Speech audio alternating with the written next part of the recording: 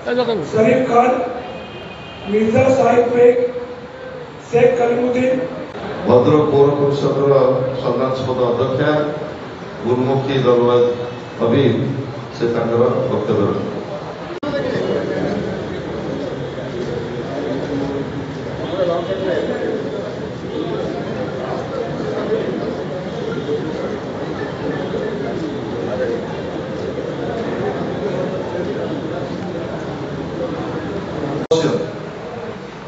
এটি পড়ে আসুন।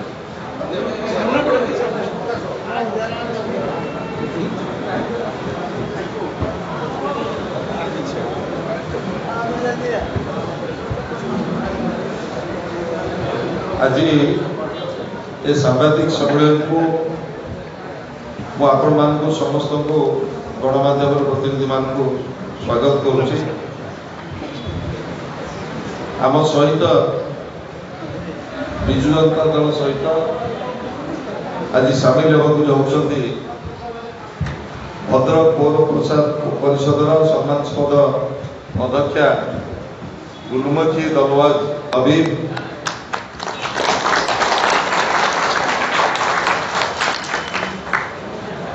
से जड़े दृढ़ संगठक केवल नुहति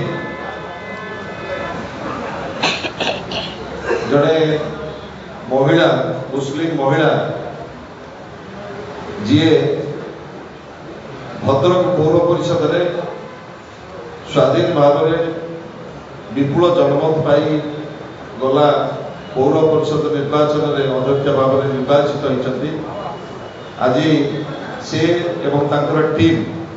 विजु जनता दल में सामिल हो मो दल तरफ हार्दिक शुभ अभिनंदन जनाऊँगी एवं धन्यवाद जनाऊँगी। आम सहित अच्छा राज्यसभा माननीय सांसद भद्रक पार्लियामेंट नुआकरी नवनियुक्त ऑब्जर्वर बड़ भाई देवाशीष सामंतराय महोदय एवं आमर मीडिया सेल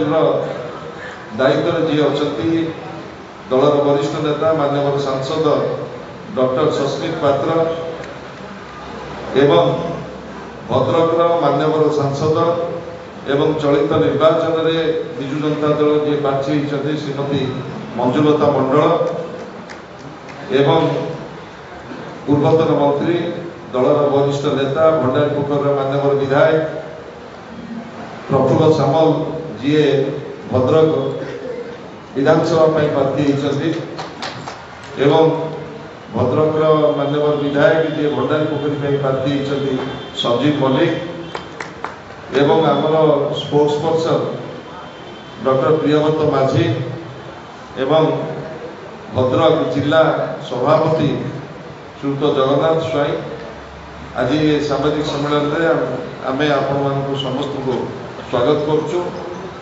एठी गुरुमुखी आमर दलवाज हबीब सहित Reshma Parveen councillor Sheikh Javed Habib ex councillor Ayub Khan ex councillor Sheikh Usmal Haq Sheikh खालिक गौरांग बेहरा नसरुद्दीन खान शेख गोलाम आज आनुष्ठानिक भाव में विजु जनता दल सामिल होती। मो दलर आमर जी पार्लियामेंट ऑब्जर्वर आमर दलर साधारण संपादक वरिष्ठ साधारण संपादक देवाशीष सामंतराय को अनुरोध करी से प्रथम उत्तर दे डॉक्टर सस्मित पात्र से उत्तर दे श्रीमती आमर गुरुमुखी हबीब को से प्रथम